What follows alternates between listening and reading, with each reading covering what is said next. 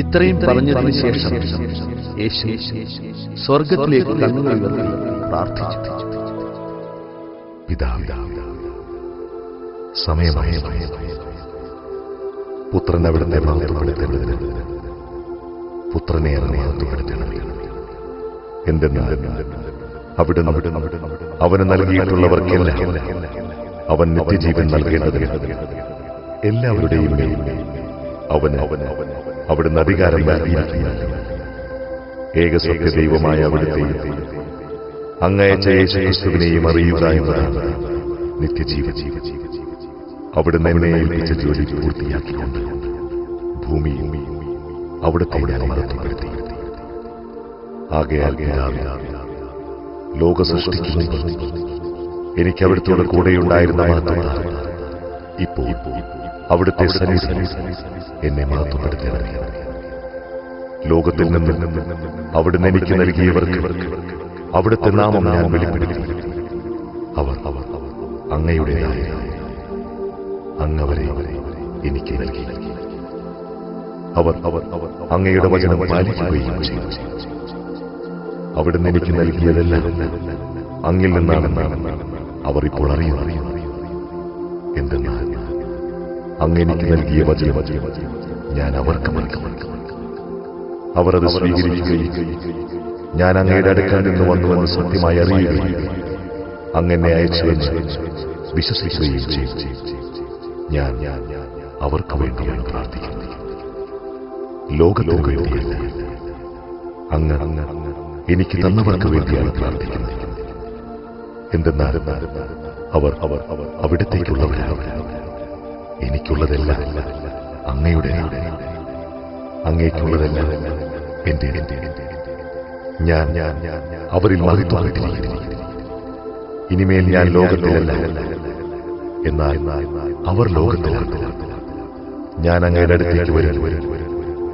പരിശുദ്ധനായ പിതാവേ, നമ്മെപ്പോലെ അവരും ഒന്നായിരിക്കേണ്ടത് അവിടുന്ന് എനിക്ക് നൽകിയ അവിടുത്തെ നാമം അവരെ അങ്ങ് കാത്തുകൊള്ളണമേ. ഞാൻ അവരോട് കൂടെയായിരുന്നപ്പോൾ അങ്ങ് എനിക്ക് നൽകിയ അവിടുത്തെ നാമം ഞാൻ അവരെ സംരക്ഷിച്ചു. ഞാൻ അവരെ കാത്തു സൂക്ഷിച്ചു. വിശുദ്ധ ലിഖിതം പൂർത്തിയാകാൻ നാശത്തിന്റെ പുത്രനല്ലാതെ അവരിൽ ആരും നഷ്ടപ്പെട്ടിട്ടില്ല. എന്നാൽ ഇപ്പോൾ ഞാൻ അങ്ങയുടെ അടുത്തേക്ക് വരുന്നു. ഇതെല്ലാം ലോകത്തിൽ വെച്ച് ഞാൻ സംസാരിക്കുന്നത് എന്റെ സന്തോഷം, അതിന്റെ പൂർണ്ണതയും അവർക്കുണ്ടാകേണ്ടതാണ്. അവിടുത്തെ വചനം അവർക്ക് ഞാൻ നൽകിയിരിക്കുന്നു. എന്നാൽ ലോകം അവരെ ദ്വേഷിച്ചു. എന്തെന്നാൽ ഞാൻ ലോകത്തിൻ്റെതല്ലാത്തതുപോലെ അവരും ലോകത്തിൻ്റെതല്ല. ലോകത്തിൽ നിന്ന് അവരെ അവിടെ എടുക്കണമെന്നല്ല, ദുഷ്ടനിൽ നിന്ന് അവരെ കാത്തുകൊള്ളണം എന്നാണ് ഞാൻ പ്രാർത്ഥിക്കുന്നത്. ഞാൻ ലോകത്തിൻ്റെതല്ലാത്തതുപോലെ അവരും ലോകത്തിൻ്റെതല്ല. അവരെ അങ്ങ് സത്യത്താൽ വിശദീകരിക്കണം. അവിടുത്തെ വചനമാണ് സത്യം. അങ്ങ് എന്നെ ലോകത്തിലേക്ക് അയച്ചതുപോലെ ഞാനും അവരെ ലോകത്തിലേക്ക് അയച്ചിരിക്കുന്നു. അവരും സത്യത്താൽ വിശദീകരിക്കപ്പെടേണ്ടത് അവർക്ക് വേണ്ടി ഞാൻ എന്നെ തന്നെ വിശദീകരിക്കുന്നു. അവർക്ക് വേണ്ടി മാത്രമല്ല, അവരുടെ വചനം മൂലം എന്നിൽ വിശ്വസിക്കുന്നവർക്ക് വേണ്ടി കൂടിയാണ് ഞാൻ പ്രാർത്ഥിക്കുന്നത്. അവരെല്ലാവരും ഒന്നായിരിക്കാൻ പിതാവേ, അങ്ങനിൽ ഞാൻ അങ്ങയിലുമായിരിക്കുന്നത് അവരും നമ്മിലായിരിക്കുന്നത് അങ്ങനെ അവിടുന്ന് എന്നെ അയച്ചുവെന്ന് ലോകം അറിയുന്നതിന് വേണ്ടി ഞാൻ പ്രാർത്ഥിക്കുന്നു. നാം ഒന്നായിരിക്കുന്നത് പോലെ അവരും ഒന്നായിരിക്കുന്നത് അങ്ങ് എനിക്ക് തന്ന മഹത്വം അവർക്ക് ഞാൻ നൽകിയിരിക്കുന്നു. അവർ പൂർണ്ണമായും ഒന്നാകേണ്ടത് ഞാൻ അവരിൽ അവിടുന്ന് എന്നിലുമായി അങ്ങനെ അയച്ചുവെന്ന് അങ്ങനെ സ്നേഹിച്ചതുപോലെ തന്നെ അവരെയും സ്നേഹിച്ചുവെന്ന് ലോകമറിയട്ടെ. പിതാവേ, ലോകസ്ഥാപനത്തിന് മുമ്പ് എന്നോടുള്ള അവിടുത്തെ സ്നേഹത്തെ അങ്ങെനിക്ക് മഹത്വം നൽകി. അങ്ങ് എനിക്ക് നൽകിയവർ അത് കാണാൻ ഞാൻ ആയിരിക്കുന്നിടത്ത് എന്നോടുകൂടെ അവരുമായിരിക്കണമെന്ന് ഞാൻ ആഗ്രഹിക്കുന്നു. നീതിമാനായ പിതാവേ, ലോകം അങ്ങയെ അറിഞ്ഞിട്ടില്ല. എന്നാൽ ഞാൻ അങ്ങനെ അറിഞ്ഞിരിക്കുന്നു. എന്നെ അവിടുന്നാണ് അയച്ചതെന്ന് ഇവരും അറിഞ്ഞു. അങ്ങയുടെ നാമം അവരെ ഞാൻ അറിയിച്ചു. അവിടുന്ന് എനിക്ക് നൽകിയ സ്നേഹം അവരിലുണ്ടാകേണ്ടത് ഞാൻ അവരിലായിരിക്കേണ്ടതുമായി ഞാൻ ഇനിയും അതറിയിക്കും. ഇത് പറഞ്ഞ ശേഷം യേശു ശിഷ്യന്മാരുടെ കൂടെ കെദ്രോൻ അരുവിയുടെ അക്കരെ അവിടെ ഒരു തോട്ടമുണ്ടായിരുന്നു. യേശു ശിഷ്യന്മാരും അതിൽ പ്രവേശിച്ചു. അവനെ ഒറ്റിക്കൊടുത്ത യൂദാസ് ആ സ്ഥലം അറിയാമായിരുന്നു. കാരണം യേശു പലപ്പോഴും ശിഷ്യന്മാരുടെ കൂടെ അവിടെ സമ്മേളിക്കാറുണ്ടായിരുന്നു.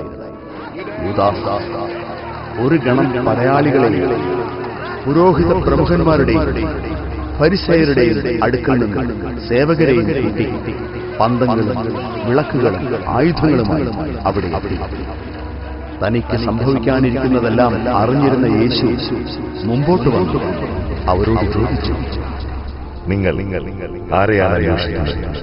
നസ്രായനായ യേശു. അത് ഞാൻ. യേശുവിനെ ഒറ്റിക്കൊടുത്ത യൂദാസ് അവരുടെ കൂടെ ഉണ്ടായിരുന്നു. ഞാനാണ് എന്ന് അവൻ പറഞ്ഞപ്പോൾ അവർ പിൻവലിയുകയും നിലം പതിക്കുകയും ചെയ്തു. നിങ്ങൾ ആരെ അന്വേഷിക്കുന്നു? നസ്രായനായ യേശുവിനെ. ഞാനാണ് നിങ്ങളോട് പറഞ്ഞു. നിങ്ങൾ എന്നെയാണ് അന്വേഷിക്കുന്നതെങ്കിൽ ഇവർ പോയിക്കൊള്ളട്ടെ. നീ എനിക്ക് തന്നവരിൽ ആരെയും ഞാൻ നഷ്ടപ്പെടുത്തിയില്ല എന്ന് അവൻ പറഞ്ഞ വചനം പൂർത്തിയാകാൻ വേണ്ടിയായിരുന്നു ഇത്. ശിമയോൻ പത്രോസ് വാളൂരി പ്രധാന പുരോഹിതന്റെ ഭൃത്യനെ വെട്ടി അവന്റെ വലത് ചെവി ഛേദിച്ചു കളഞ്ഞു. ആ ഭൃത്യന്റെ പേര് മൽക്കോസ് എന്നായിരുന്നു.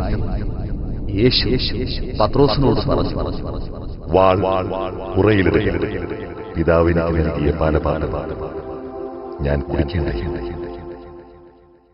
അപ്പോൾ പടയാളികൾ അവരുടെ അധിപൻ യഹൂദരുടെ സേവകരും യേശുവിനെ പിടിച്ച് ബന്ധിച്ചു. അവർ അവനെ ആദ്യം അന്നാസിന്റെ അടുക്കലേക്ക് കൊണ്ടുപോയി. കാരണം അവൻ ആ വർഷത്തെ പ്രധാന പുരോഹിതനായ കയ്യാഫാസിന്റെ അമ്മായിയപ്പനായിരുന്നു. ജനങ്ങൾക്ക് വേണ്ടി ഒരാൾ മരിക്കുന്നത് യുക്തമാണെന്ന് യഹൂദരെ ഉപദേശിച്ച് കയ്യാഫാസ്. ശിമയോൻ പത്രോസ് മറ്റൊരു ശിഷ്യനെ യേശുവിനെ അനുഗമിച്ചിരുന്നു.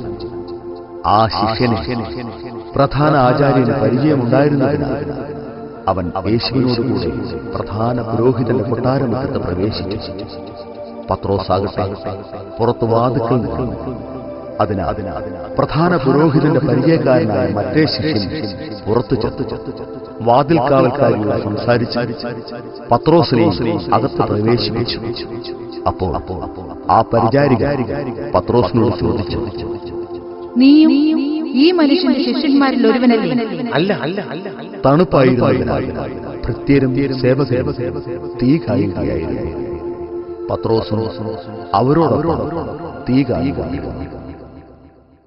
പ്രധാന പുരോഹിതൻ യേശുവിനെ അവന്റെ ശിഷ്യരെയും പ്രബോധനത്തെയും കുറിച്ച് ചോദ്യം ചെയ്തു. യേശു മറുപടി പറഞ്ഞു, ഞാൻ പരസ്യമായിട്ടാണ് ലോകത്തോട് സംസാരിച്ചു. എല്ലാ യഹൂദരും ഒരുമിച്ച് കൂടുന്ന സിനഗോഗിൽ, ദേവാലയത്തിൽ എപ്പോഴും ഞാൻ പഠിപ്പിച്ചിട്ടുണ്ട്. രഹസ്യമായി ഞാനൊന്നും സംസാരിച്ചിട്ടില്ല. എന്നോട് ചോദിക്കുന്നത് എന്ത്? ഞാൻ പറഞ്ഞത് എന്താണെന്ന് അത് കേട്ടവരോട് ചോദിക്കുക. ഞാൻ എന്താണ് പറഞ്ഞത് അവർക്കറിയാം. അവൻ ഇത് പറഞ്ഞപ്പോൾ അടുത്തു നിന്നിരുന്ന സേവകന്മാരിൽ ഒരുവൻ, ഇങ്ങനെയാണോ പ്രധാന പുരോഹിതനോട് മറുപടി പറയുന്നത് എന്ന് ചോദിച്ചുകൊണ്ട് യേശുവിനെ അടിച്ചു. ഞാൻ പറഞ്ഞത് തെറ്റാണ്, അത് തെളിയിക്കുക. ശരിയാണ് പറഞ്ഞത്, എന്തിനു നീ എന്നെ അടിക്കാൻ? അപ്പോൾ അന്നാസ് യേശുവിനെ ബന്ധിച്ച് കയ്യാഫാസിന്റെ അടുക്കലേക്ക് അയച്ചു. ശിമയോൻ പത്രോസ് തീ കാഞ്ഞുകൊണ്ട് നിൽക്കുകയായിരുന്നു. അപ്പോൾ അവർ അവനോട് ചോദിച്ചു, നീയും അവന്റെ ശിഷ്യന്മാരിൽ ഒരുവനല്ലേ? പ്രധാന പുരോഹിതന്റെ ഭൃത്യന്മാരിൽ ഒരുവനും പത്രോസ് ചെവി ഛേദിച്ചവന്റെ ചാർച്ചക്കാരനുമായ ഒരുവൻ അവനോട് ചോദിച്ചു, ഞാൻ നിന്നെ അവനോട് കൂടെ തോട്ടത്തിൽ കണ്ടതല്ലേ? പത്രോസ് വീണ്ടും തള്ളി പറഞ്ഞു.